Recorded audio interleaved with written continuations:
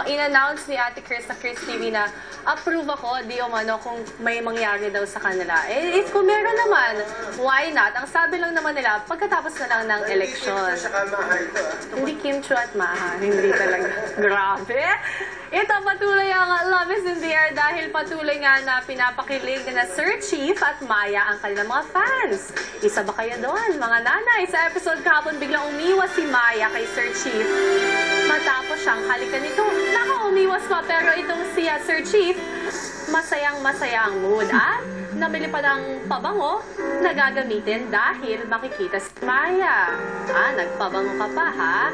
Ano na nga ba ang mangyayari kina Sir Chief at Maya mamaya? Itutuloy na nga ba ni Sir Chief ang kanyang moves kay Maya? Alamin natin mamaya.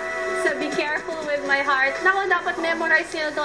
11:45 na umaga. Dito lang syempre sa ABS-CBN. Pagkatapos ng Minute to Minute. Are you okay? Opo, Sir Chief. Okay po ako. Okay na, okay po.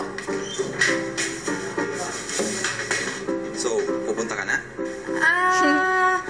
Opo. Hindi pa po kasi, may ayusin pa po ako dito. Magwawalis pa po ako. Tapos mamamalansya pa po ako ng damit. Magbubunot.